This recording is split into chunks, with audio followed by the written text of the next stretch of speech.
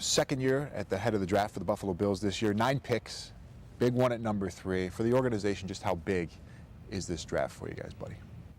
Well, I guess to start with, I'd say I hope we don't ever draft this high again.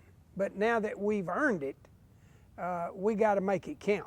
And I know this doesn't make sense, but our 7th, 8th, and 9th pick are just as important to us as the early picks. Now, obviously, number 3, you'd think you'd get a guy that'll be a starter or an impact player, and that's our goal. You said this is a team that has a lot of needs. You've come out and said that. You said most of those rely on the defensive side of the ball. Spent a lot of time with quarterbacks, spoken very highly of Ryan Fitzpatrick, but now that you've looked at the Cam Newtons and the Blaine Gabberts, had those guys in, discussed, watched them, is there a franchise quarterback in this year's draft? Well, yes, there is. And I don't want to go use Chan's answer again because he said there's one there. We just don't know who it is. But I think both of those guys you just mentioned are guys that are going to have a bright future in this league and going to have a long-term future. I think they both got outstanding physical ability. They're smart. They love the game. And you can go back and you can cut a guy to pieces and you can come up with reasons not to take a guy. But to me, you can't be afraid to do what's best for the long haul. And if that's saying that we're going to take a quarterback, you read it as you will, but it's certainly saying that those 2 guys are worth the consideration. Other things you want to address, the pass rush defensively. A lot of draft experts have you picking Von Miller, the outside linebacker for Texas A&M. Can you talk about him and just sort of the class at outside linebacker this year? You cannot go wrong with Von Miller. If you take Von Miller, you're taking a playmaker that figures out a way to make things happen for you. He plays good in every game. He's not a guy that had bad games. He had a high ankle sprain early in the year and dropped off some on sacks, but as soon as he got healthy, he was back doing the same thing he did the first 3 years he was there. So he's an impact guy.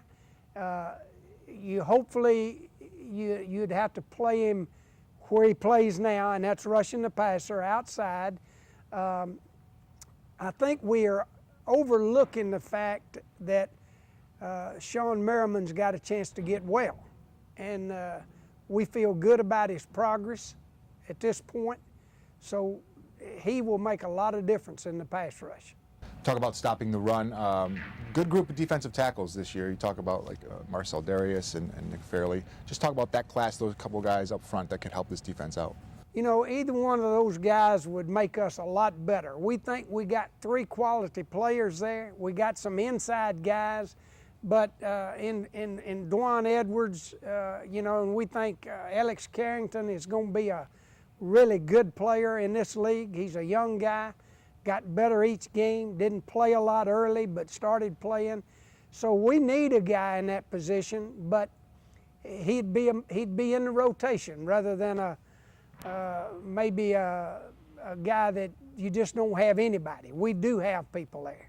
You've come out and said only 10% of what you say this time of year is really truthful. Do you like that part of this, that aspect of it, that perhaps smokescreen aspect to the draft you enjoy? I love this time of year. It's like game day. I mean, you're getting ready to, you're never going to let your playbook out or your game plan out, and we can't either. It's what other people do determines what we'll do. So as long as we can keep them guessing and they can keep us guessing about who's going ahead of us, it's to our advantage. So yeah, I enjoy that part of it. What is a successful draft in your mind this year? 9 picks, 4 or 5 in the top 115, something like that, 5 or 6? Yeah, I think we got 5 in the first 121, which you should get 5 really good players. We have been really successful in the past here, taking guys from the 4th round on. I mean, those guys have come through for us, and we need to do that again. 8 of our last year's 9 are still on our team, and we still think got a chance to be solid players for us. we need to do that again. We need to have 8 more to put with them, a free agent or 2 when things settle down, and our team will get a lot better a lot quicker. Last question, do you have the luxury of taking a quarterback at 3 this year? I think with all the needs that you've brought up, do you have the luxury of taking a quarterback? You know, we're going to be criticized either way we go. That doesn't bother me. I'm too old to worry about that.